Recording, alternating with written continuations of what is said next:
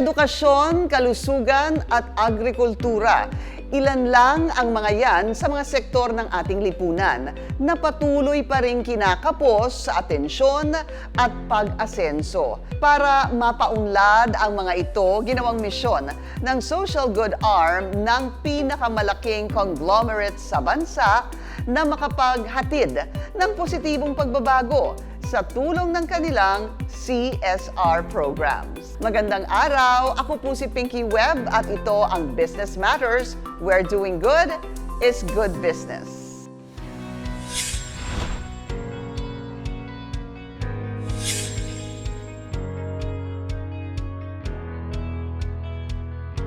Sa loob ng mahigit 4 na dekada, naging misyon ng social good arm ng pinakamalaking conglomerate sa bansa na maiangat ang kalagayan ng ating lipunan, lalo na ang mga nasa laylayan nito. Gamit ang Technology for Good, mas napaigting ng foundation ang kanilang layunin upang lalong palakasin ang kanilang mga programa. Tulad na lang sa kanilang scholarship program na mas maraming kabataan na ang kayang maabot dahil ang application process nito digital na. Ang misyon ng scholarship program ng SM Foundation ay bigyan ang Filipino youth ng pagkakataon na makamtan ang a brighter future for him or her sa pamamagitan ng access to quality education. In our education programs, we try to use technology to offer a seamless experience for our scholars. Is the scholarship application process. It provides a user-friendly online portal where students can easily submit their application, be able to track the status and receive updates, virtual interviews and assessments. With this, the foundation has actually minimized its carbon footprint while it enhances the accessibility of students, especially in the remote areas. Katuwang ang kanilang mga partner, naglunsad din ng mga digital learning hubs ang SM Foundation sa iba't ibang mga public schools sa bansa upang mabigyan ng kakayahan at digital literacy ang mga estudyante. They go on a very much accelerated pace when they study. Well, together, these projects ensure future generations that is equipped to meet the demands and the challenges of the future. At para mas mapalakas pa ang kanilang commitment sa pangangalaga ng ating kalikasan, nakipagtulungan din ng foundation sa kanilang mga social good partners para mabigyan ng sustainable energy solutions ang mga paaralan gamit ang solar power technology. Another area outside of education, this time in school buildings, is the technology program we call the SINAG School Program. The foundation equips the schools with solar panels in order to enable them to harness renewable energy. This program also promotes and enables our students to experience sustainable living. It teaches the students the importance of renewable energy and very early on in their life, the environmental stewardship amidst the global energy crisis. Gamit ang makabagong teknolohiya, nabibigyan din ng kaalaman sa sustainable agriculture techniques at pagnenegosyo ang mga farmer beneficiaries ng kanilang Kabalikat sa Kabuhayan program. Ang Kabalikat sa Kabuhayan ay nag-umpisa noong year 2007 nung naisip ni Mr. Henry C. Sr., ang aming si Tatang, nang gumawa ng isang project para sa mga farmers para maiangat ang antas ng kanilang pamumuhay. Doon na nag-umpisa lahat kasi gusto niya yung mga farmers ay huwag mahuli sa kaalaman sa technology ng pagtatanim. All of this, nilagay natin yon sa isang 14-week season-long hands-on technical training natin. These innovations help the farmers to grow their produce more sustainably and efficiently while reducing environmental impact. to boost their productivity, and that's exactly what we're trying to do. Malaking salik din ng social good programs ng Foundation ang programa sa kalusugan, partikular na ang pag-aangat ng kalidad ng serbisyo ng mga rural health centers na siyang takbuhan ng mga indigent o walang sapat na mapagkukunan. Para sa amin, ang mga health centers na ito ay higit pa sa mga pasilidad lamang. Bukod sa pagsasaayos at pagpapaganda ng mga pasilidad, sumasailalim din sa greener transformation ang mga rural health centers dahil sa kaakibat na sustainability features na hatid ng health program ng Foundation. We have incorporated innovative solutions such as rainwater catchment systems to ensure efficient water management within the facility. By employing energy-efficient LED lighting fixtures and inverter appliances, we optimize energy consumption and reduce our ecological footprint. Sinigurado rin ng Foundation na mas mailalapit at magiging mas madali para sa komunidad ang pag-access sa mga serbisyong medikal sa tulong ng mga makabagong teknolohiya. Ang SMDG Consulta ay makakapagdaos ng virtual consultation kahit nasaan ang mga pasyente. Makakapag-screen ng mga pasyente virtually para sa mga posibleng nakakahawang sakit.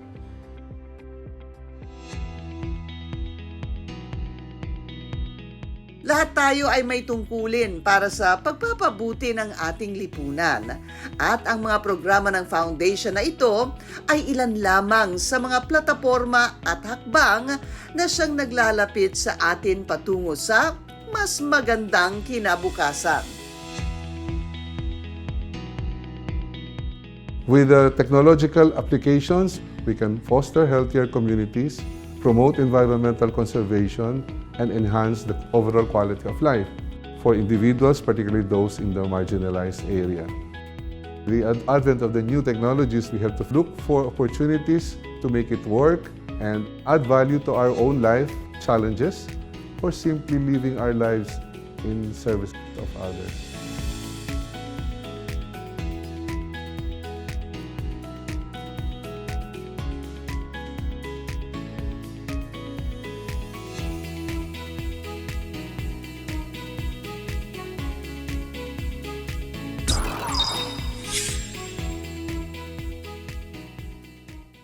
Layunin ng healthcare professionals na alagaan ang kalusugan at kaligtasan ng bawat miyembro ng ating lipunan. Bagay na siyang nagbibigay daan tungo sa pag-asenso at kaunlaran. At sa partnership na ito sa pagitan ng isang respetadong foundation at premyadong institusyon sa bansa, nabigyan ng moderno at makabagong learning spaces ang mga susunod na henerasyon ng healthcare workers.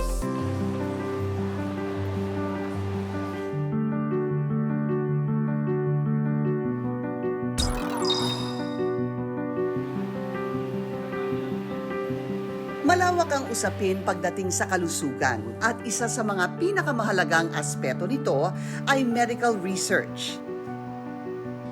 Sa tulong ng pagsasaliksik, natutuklasan natin ang makabagong paggamot o lunas sa iba't ibang karamdaman na siyang nagsisilbing gabay para sa mas malusog na bukas.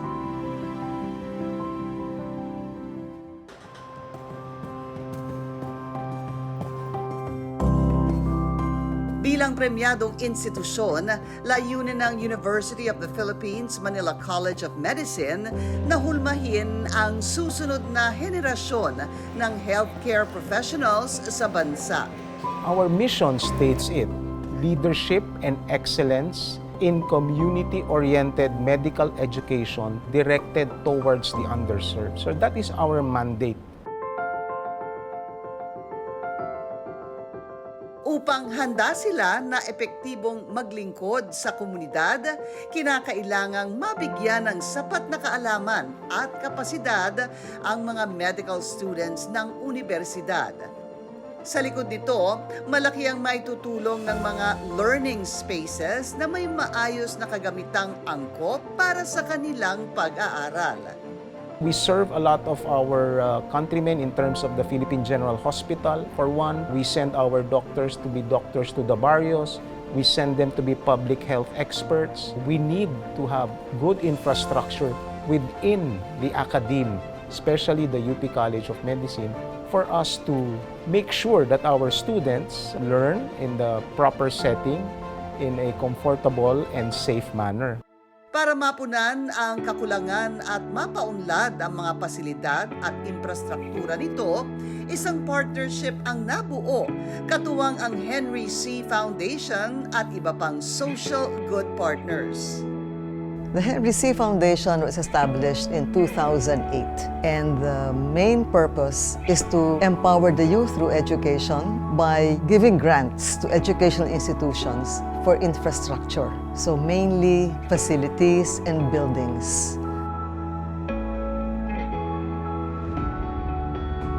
The partnership started in 2020-2021. The eventual beneficiaries of that donation, of that help from Mr. Henry C. Sr. are really our underserved countrymen.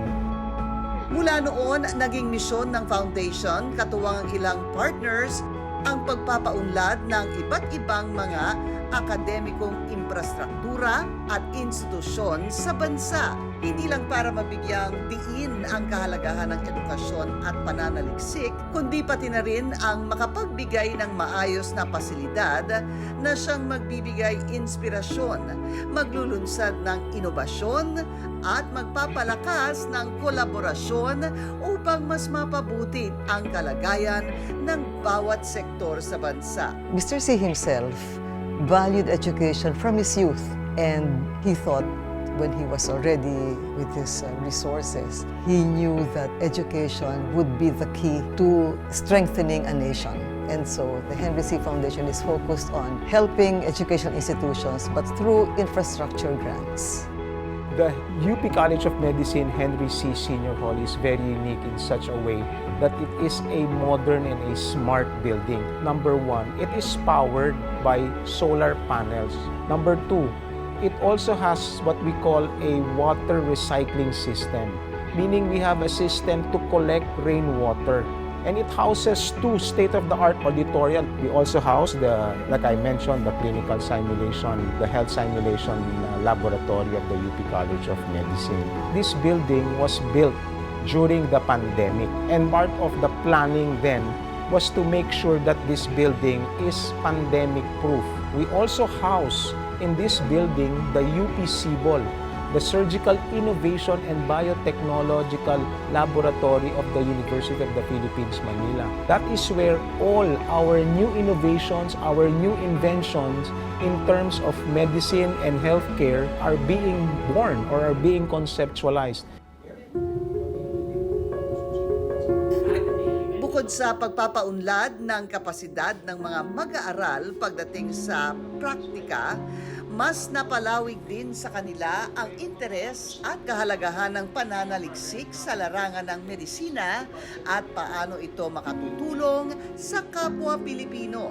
I think for a lot of students in the university, including myself, we share this drive, this particular drive and passion to serve other people. This particular building inspires future doctors to actually contribute to the country. At sa pagtutulungang ito ay siya ring nagbigay daan sa pagtaas ng antas at kalidad ng buhay ng bawat Pilipino. Most achievements are not done by solo organizations, always partnerships. So partnerships are always needed for synergy, for combining expertise, for achieving excellence, for moving forward faster. You accelerate progress when you have partners with you, and there's synergy always. Education is key, and therefore, if you can educate our people, then progress can come about and faster. In behalf of the Filipino people, in saying that the support by the foundation eventually trickles down to the underserved countrymen. To the students who are currently studying, I hope that you have our countrymen in mind when you finish your medical school, and please have compassion and empathy in your hearts when you start treating patients in the future.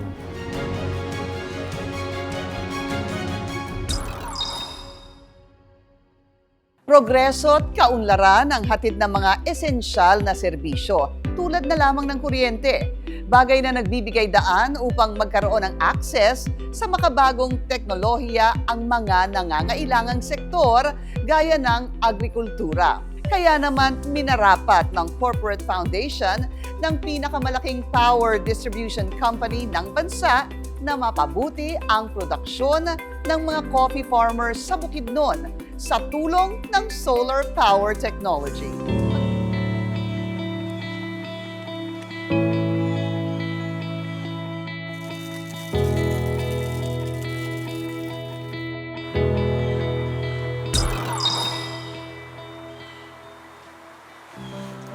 Hitik sa yaman ang malawak at mayabong na mga lupain sa Barangay Miarayon, Talakag, Bukidnon. Mga lupain na siyang nagbibigay kabuhayan sa tribong Talaandig na karamihay umaasa sa pagsasaka bilang kabuhayan. Dahil sa magandang klima at akmang kondisyon ng lupa sa lugar, kape ang isa sa mga pangunahing pananim ng mga magsasaka sa komunidad. Ngunit sa paniwala ng 60 taong gulang na si Belinda Besto, isang coffee farmer, malaki sana ang potensyal na kita ng Milalitra Farmers Agriculture Cooperative o Milfaco sa pagtatanim ng kape. Subalit, mabagal ang balik ng kita rito. Yung kape, matagal man yun, mag-harvest ka pa, mag-antay ka ng panahon na mahinog. Hindi yun binibili ang mapula pa, binalatan mo yun. Sa lumang paraan ng pagtatanim, iaabot yun ng 3 years, saka ka makapag-harvest. Ganoon din ang saloobin ng kapwa coffee farmer na si Fernando Enesito. Parehas anang kanang ahya pa ka na magtanom. So mahirap ang kagyuda. So ibali dili na nimo makaya. So imanumano na nimo. So dapat magkinanglang ka naay mo suporta sa imo kung dinagko ang imong itanom. Pero kung dinagmayra, kaya na nimo. Mataas man ang demand ng kape sa merkado, hirap ang kooperatiba na mag-supply nito dahil mabagal ang mano-mano nilang pagproseso ng kape. Mahirap siya kasi ang kooperatiba hindi pa naman siya ganun ka-stable. So pag may order, medyo matagal naming ma-deliver sa mga buyer kasi matagal yung processing. Dati wala kaming electrification dito, so hindi kami makapag-continue ng sorting kasi kailangan siya na may liwanag at saka may ilaw. Ang kawalan ng access sa kuryente ang hadlang sa kanilang proseso. Mabagal yun, mahirap din kasi kung malayo yung tubig, dadalhin mo yun ang mga binabalatan mo na kape para ilinis. Kasi kahoy ang ginagawang gilingan. Among trabaho kanang harvest na mo karon. Dukdukon pa na mo nagbato. So wala pa'y kuryente. Among suga kanang kwan, palong-palong. Dayon pagkahurot nimo dukduk sa isa kasako, mamudjot na pud kag panit. Tagsa-tagsa una nimo. Dahil sa suliraning ito, bumagal din ang kaunlaran para sa mga magsasaka ng Milfaco. Maging ang kooperatiba, hirap ding matustusan ang pangangailangan ng kanilang operasyon. Bagay na naisa ng masolusyonan ng organisasyong ito.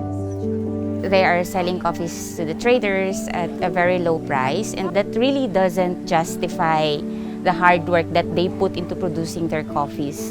Our heart has always been with the farmers, providing them access to markets, access to services, upgrading their farm practices so that they will be really mainstream to the community, empowering them to participate in the economy.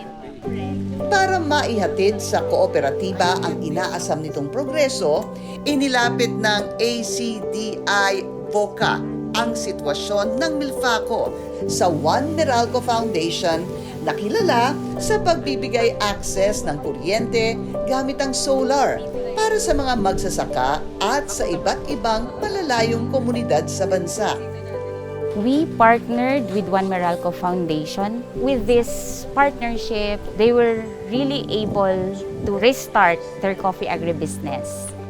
Pinaka-problema ng Milfaco is hindi nila na paparami yung production nila sa kape nila. Award-winning yung kooperatiba pero at the same time, wala silang return of investment in terms of production value. 2022, nung nakipag-connect tayo sa ACDI VOCA, tiningnan natin yung post-harvest facility ni Milfaco at saka 2023 natin binigyan ng solar photovoltaic system yung processing facility nila. Sa tulong ng Agriculture and Livelihood Electrification Program ng Corporate Foundation ng Meralco, ang pinakamalaking power distribution company ng bansa, na ihatid sa Milfaco at coffee farmers ang matagal nang inaasam na serbisyo sa kuryente gamit ang solar technology.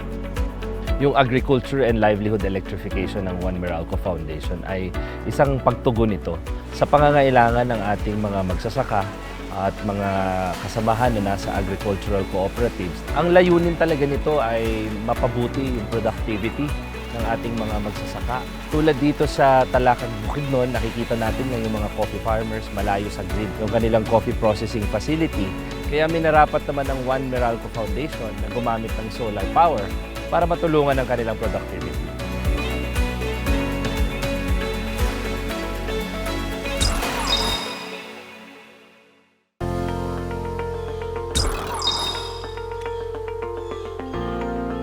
Sa pamamagitan ng solar technology na hatid ng Agriculture and Livelihood Electrification Program ng Foundation ng pinakamalaking power distribution company ng bansa, hindi lamang nabigyan ng access sa kuryente ang mga coffee farmers ng Milfaco sa barangay Miarayon, Talakag, Bukidnon, napabilis din ang pagpoproseso nila ng kape gamit ang makabagong teknolohiya.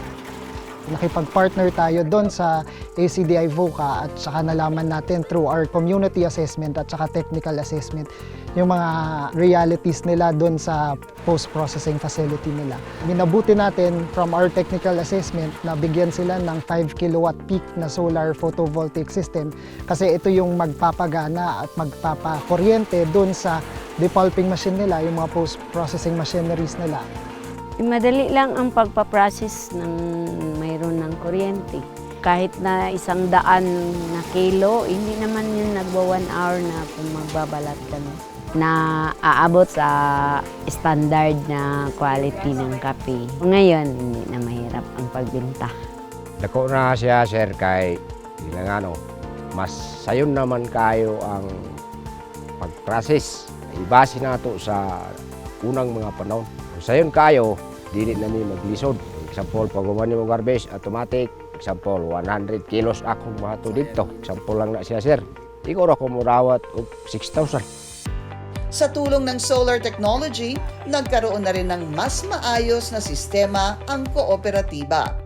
Bukod sa kuryente na nagpapatakbo ng kanilang post-processing machineries, mayroon na rin silang access sa tubig sa loob ng pasilidad. Nung una, hindi pa kami makapaniwala na naging beneficiary kami kasi napakalaki ng One Meralco Foundation. Ang saya-saya namin para siyang answered prayer, kumbaga sa amin, kasi mas mapadali na yung production namin ng coffee. Yung cash flow namin, mas mabilis na. Nakakabilib yung naging improvement nila sa productivity. Iba talaga ang nagagawa ng kuryente para makagamit sila ng iba't ibang tools na dati mano-mano ang kanilang pagde-depulp ng kape. Ngayon ay nagagawa na yan ng kanilang machine. Higit pa sa ginhawang hatid ng kuryente sa kanilang kabuhayan, dala rin ng progresong ito ang kaunlaran sa personal na buhay ng mga magsasaka na kanilang nagagamit upang maiangat ang kanilang mga sarili sa kahirapan. Nagkaroon din sila ng savings. Nagagamit na nila ito sa iba pang bagay na pangangailangan nila para ma-improve ang kanilang coffee processing facility. Higit sa lahat, sa tingin ko, ang dinadala talaga ng mga programang tulad na ganito ay pag-asa. Yung dati-rating, ito lamang ang nagiging yield. Napansin natin nung nagkaroon sila ng electricity, 10 times na ang in-improve ng kanilang napoprocess na kape. At yan ay nagiging income para sa kanilang mga pamilya. Pero hindi magtatagumpay ang programang ito kung walang matibay na pagtutulungan sa pagitan ng iba't ibang mga organisasyon at mga individual. Kitang-kita sa mga proyekto ng One Meralco Foundation na talagang napaka-importanteng sangkap yung bayanihan at pagmamalasakit. Kung makakakita kami ng mga proyektong tulad nito na kinakailangan mag-ambag, na nagtutulong-tulong talaga ang mga empleyado ng Meralco. Nito ngang nakaraang Pasko ay nag-fundraising tayo para sa mga coffee farmers ng Talakang Bukidnon. One thing that we do, as organizations supporting these communities, they have the most fertile lands, the best varieties of coffee, but they can only maximize those for their benefit if organizations like One Meralco, ACDA VOCA, USAID will be here to support them in every step of the way. Kaya naman itinuturing na malaking biyaya ng mga tribong talaandig ng Milfaco ang tulong na naipaabot sa kanila, lalo na't pagsasakatuparan ito ng kanilang ambisyon para sa kanilang kooperatiba at komunidad. Ito talaga yung dream namin na magkaroon kami ng social enterprise sa community namin dito sa Talaanding kasi naniniwala kami na maprotektahan lang natin ang ating kalikasan kung ang mga tao mismo nakatira doon, meron silang pangkabuhayan.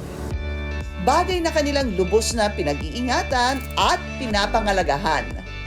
Nagpapasalamat ako sa mga partner namin na nagtulong sa amin. Pag umaangat yung mga kagamitan, naaangat ang buhay.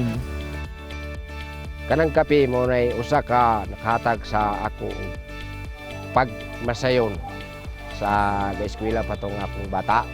So nakaumang gyud sila, dako kayo pasalamat sa kape. So karon nagpadayon gyapon kog tanom. Para talaga maging inclusive ang development, kailangan tayong tumugon sa pangangailangang pangkalusugan ng ating mga kababayan. In this case, sa agricultural and livelihood nila. Mapalad tayo na meron ng mga teknolohiya ngayon tulad ng solar power systems na hindi kinakailangan ng napakalaking investment. Kahit papaano ay naaabot ito ng mga organisasyon at naririto naman ang One Meralco Foundation para naman talaga dalin ang benefits ng solar power sa mga communities sa ating bansa.